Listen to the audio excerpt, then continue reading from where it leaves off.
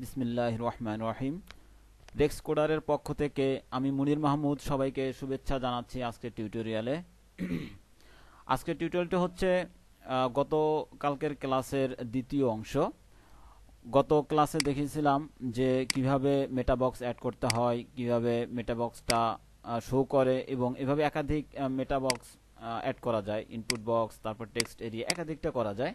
তো আজকে যেটা দেখব কিভাবে এই ডেটাটা ডেটাবেজে সেভ করা যায় এবং ডেটাটা এডিট, আপডেট, ডিলিট ইত্যাদি, এবং এই ডেটাটা কিভাবে ইউজাররা বা ভিজিটররা দেখবে, ইউজাররা না ভিজিটররা দেখবে।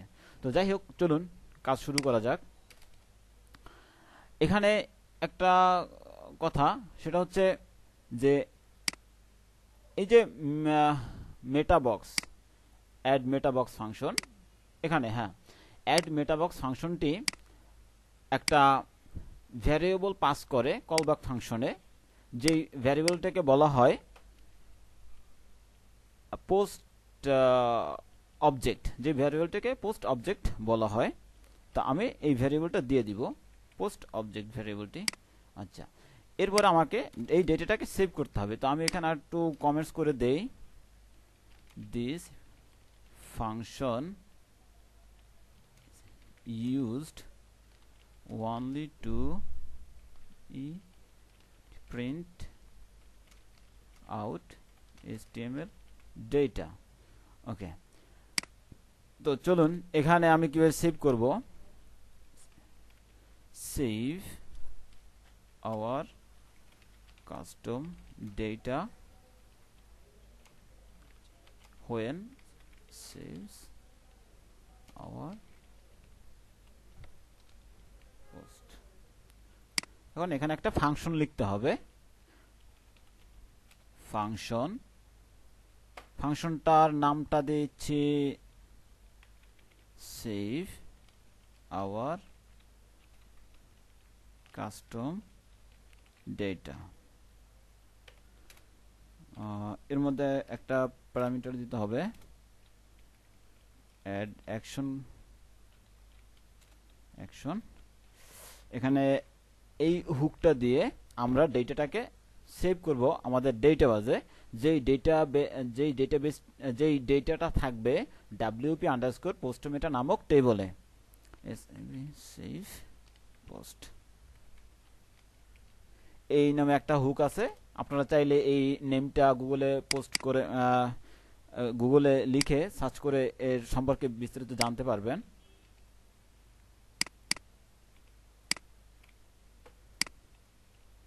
আর এখানে আরেকটা প্যারামিটার দিব, যেটা হচ্ছে পোস্ট আইডি। এখন গত ক্লাসে আমরা একটা wp nonce field নামক একটা ফাংশন লিখেছিলাম। এখন এই nonce ফিল্ডটা ব্যবহার করার সময় এসেছে। তো চলুন এটা ইউজ করা যাক। তো এর আগে আমাদের অটো সেভ নিয়ে একটু ভাবতে হবে। Defined to save and doing auto save then return। হ্যাঁ, এটা যেহেতু একটা স্টেটমেন্ট, তাই আমি এখানেই দিলাম। এখানে সেকেন্ড ব্র্যাকেট দিলেও চলে, না দিলেও চলে, যেহেতু একটা স্টেটমেন্ট তাই আমি সেকেন্ড ব্র্যাকেট আর দিলাম না। তো এখানে একটা কমেন্টস করে দেই যে if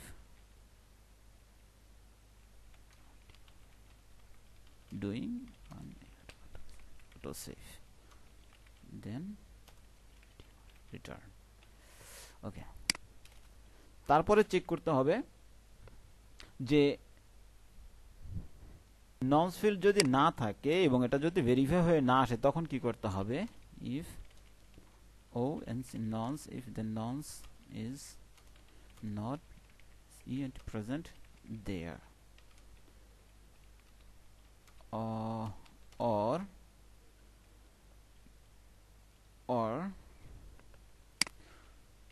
we cannot verify it। তখন কি হবে, ইফ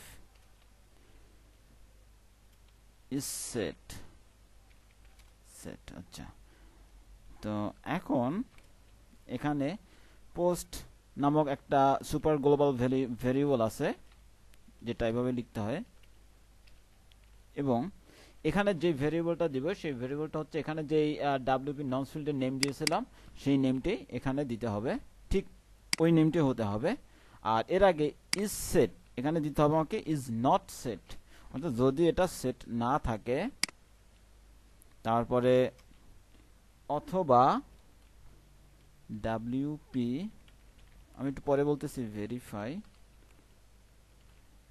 ইএলডি ডাব্লিউপি ভেরিফাই ননস নামক একটা ফাংশন আছে, এটা ইউজ করতে হবে।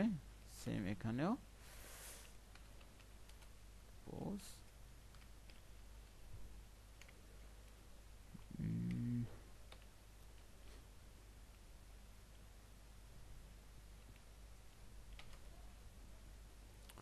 আর এখানে ঠিক এই অ্যাকশন নেমটা দিতে হবে,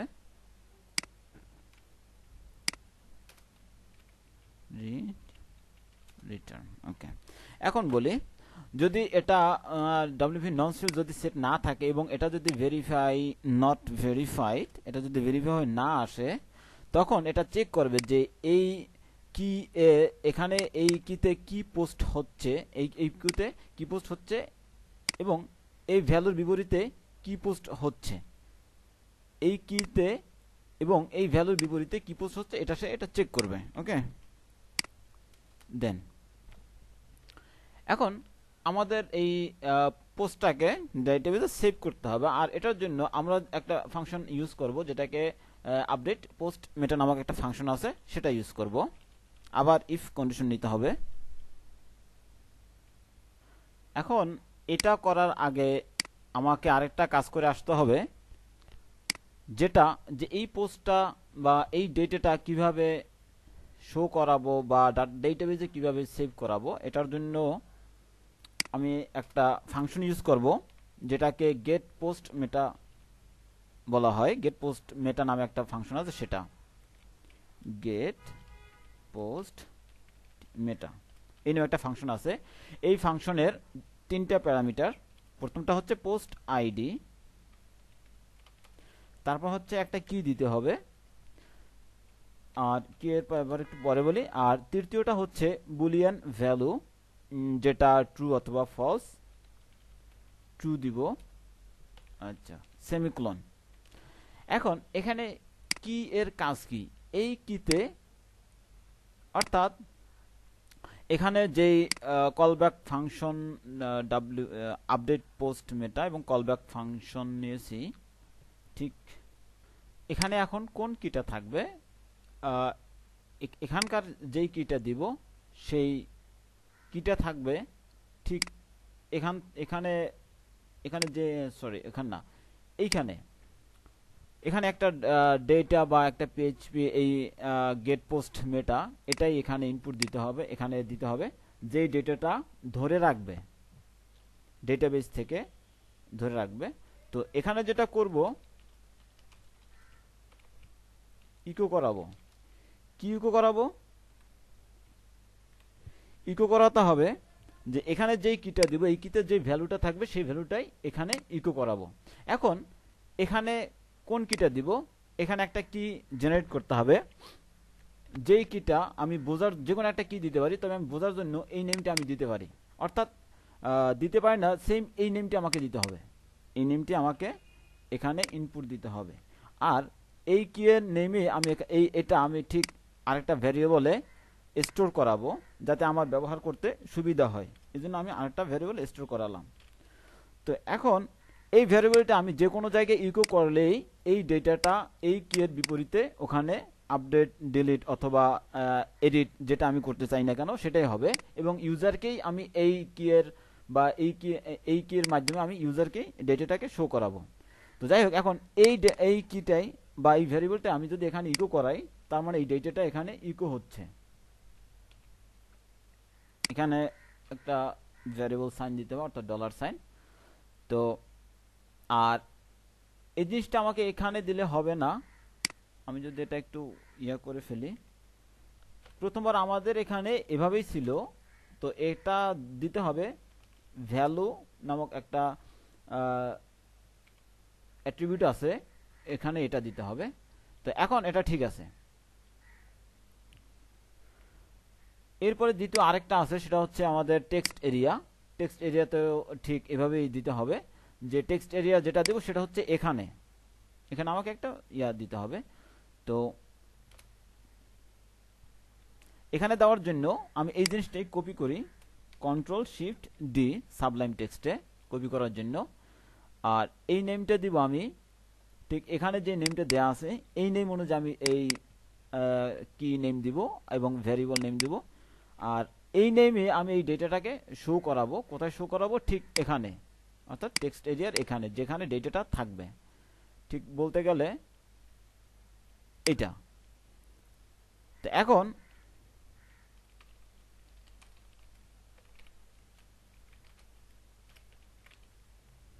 হ্যাঁ, এখন ঠিক আছে, এখন এই ডেটাটা এখানে শো হচ্ছে। তো এখন যেটা করব যে এইটা ডেটাবেজে সেভ করতে হবে। সেভ করার জন্য যেটা করব যে যদি এটা সেট হয় সেক্ষেত্রে কি করবে, পোস্ট ভ্যারিয়েবল এবং ওই ডেটাটাকে গ্রাব করবে। কোন নেমে ডেটাটা গ্রাব করবে? সেটা হচ্ছে এখানে যে নেমে যে ভ্যারিয়েবল নেমটা আছে ঠিক এই নেমে যেই ভ্যালুটা পাবে বা যেই ডেটা পাবে সেটাই সে সেভ করবে যদি এটা সেট হয়। এবং এটা যদি ফাঁকা না হয়, অর্থাৎ এমটি না হয়,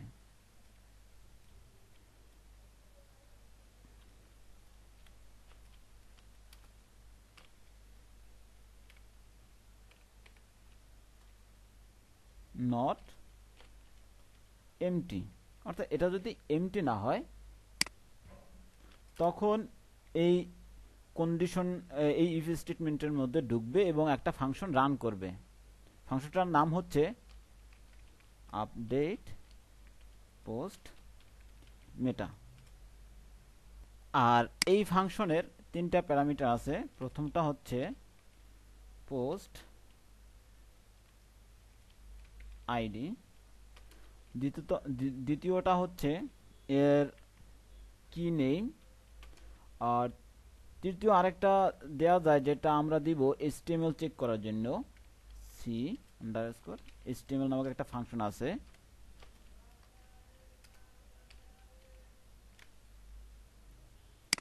এখন আমি এখানে সেমিকোলন দিতে পারি, যাই হোক। তো এখন এখানে যেটা করবে যে সে আপডেট পোস্ট মেটা, এখানে এটা রান করবে, আইডিটা গ্রাব করবে এবং এই আইডির বিপরীতে যে ভ্যালুটা আছে সেই ভ্যালুটা সে দেখাবে এবং সাথে সাথে চেক করবে যে এটাতে HTML কোড আছে কিনা। যদি HTML কোড থাকে তাহলে এই HTML কোডটাকে স্কিপ করে সে স্ট্রিং করে ফেলবে। তো চলুন এটা এখন রান করে দেখা যাক কি কি হয়। এখন যদি রিফ্রেশ দেই, হ্যাঁ, রিফ্রেশ দেওয়ার পরে এখন আমাদের এখানে ভ্যালু দিতে হবে, অর্থাৎ যে কোনো একটা ডেটা ইনপুট দিতে হবে। তো এখানে একটা সমস্যা হচ্ছে যে এই কার্সরটা এখানে থাকতেছে। তো যে কারণে থাকে সেটা হচ্ছে যে টেক্সট এরিয়াতে আমি এই ডেটাটাকে যদি আমি এখানে ঠিক এখানে দিয়ে দেই, এরপরে যদি আবার রিলোড দেই, দেখা যাবে যে এখন যদি ক্লিক করি সেক্ষেত্রে আমার এই মাঝখানে আর থাকতেছে না, এটা প্রথমেই চলে যাচ্ছে। তো এখন এখানে কিছু ইনপুট দেই,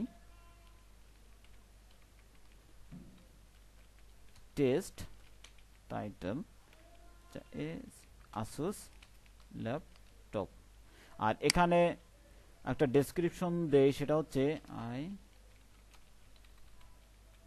want to buy a laptop. তো এখন যদি এই ডেটাকে সেভ করি, এখানে একটা টাইটেল দেই, যে কোনো একটা টাইটেল আমি এখান থেকে একটা নিয়ে আসি, ফাংশন মেটা বক্স। আচ্ছা, আমি নিজে লিখে দেই, দরকার নাই। ইজ ফার্স্ট পোস্ট, আর এটা দিব দিস ইজ টাইটেল। এখন এটা পাবলিশ দিলাম। দুঃখিত যে এটা আসলে পেজ, তো আমি বড় একটা টাইটেল দিয়ে দিছি। তো আমি এটা দিয়ে দেই টেস্ট নামক একটা পেজের নাম হিসেবে দিয়ে দিলাম। তো তো এখন এটা আমি আবার আপডেট দেই। তো এখন এখানে একটা দেখা যাচ্ছে যে এই ডেটাগুলো এখানে আছে, কিন্তু আমি যেই ডেটা এখানে ইনপুট দিচ্ছি সেই ডেটাগুলো এখানে নেই। তো আমাকে এখন এখানে একটু চেক করতে হবে যে আমি ভুল কোথায় করেছি। হ্যাঁ, আমি অফলাইনে কিছুক্ষণ খোঁজাখুঁজি করার পরে ভুলটা করেছি, মানে ভুলটা খুঁজে পেয়েছি। এটা একটা সিলি মিস্টেক ছিল। প্রথম মিস্টেক ছিল যে এই ভ্যারিয়েবলটা বা এই ফাংশনটা এখানে হবে না, এটা ছিল আমার প্রথম ভুল। এই ফাংশনটা দিতে হবে এই ননস ফিল্ড, অর্থাৎ এই ফাংশনের যে কোনো জায়গায় দিতে পারি। তো আমি শুরুতে এই ফাংশনটা দেই। আরেকটা ভুল হচ্ছে, এটাও একটা সিলি মিস্টেক, এটা সিলি মিস্টেক না, এটা আসলে একটা ব্লান্ডার। আর একটা সিলি মিস্টেক হচ্ছে এটা, অর্থাৎ আমি ভেরিয়েবল এবং ইকো এই দুইটা একত্র করে ফেলেছি। তো এখন এর আগে যদি আমি ভেরিয়েবল সাইন দিই, অর্থাৎ ডলার সাইন, এবং এর আগে থেকে এই আইকনটা বা সাইনটা মুছে দেই, এখন ঠিক আছে। অর্থাৎ এই মিস্টেকগুলোই ছিল মূলত, যেটার কারণে এখানে ডেটাটা সেভ হচ্ছিল না। এখানে ঠিকই সেভ হয়েছে এবং এটা শো হচ্ছে, কিন্তু এখানে সেভ হচ্ছিল না। তো এখন যদি কিছু একটা লিখি, যেমন এ অ্যাপল টপ,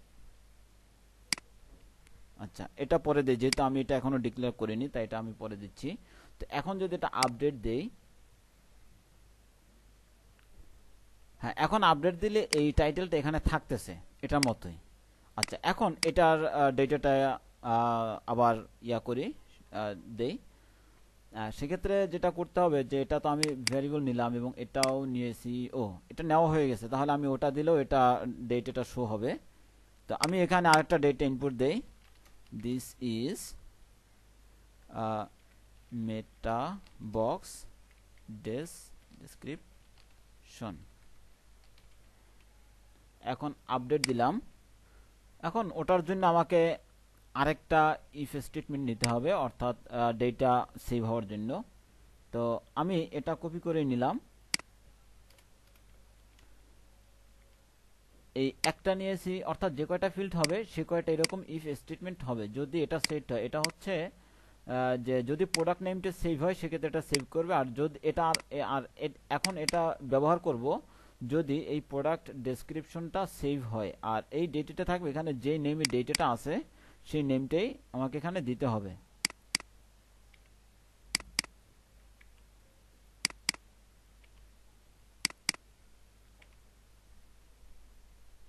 হ্যাঁ এখন যদি আমি এটা রিলোড দেই, যে এর আগে আমাদের এখানে ডেটাটা সেভ হচ্ছিল না, তো এখন যদি রিলোড দেই দেখা যাবে যে ডেটাটা সেভ হবে। এখন এখানে ডেটাটা সেভ এটাও আছে এবং টাইটেল এটাও শো আছে। তো এখন যদি এটাকে আবার আপডেট দেই, দিস ইজ ডেসক্রিপশন লেটস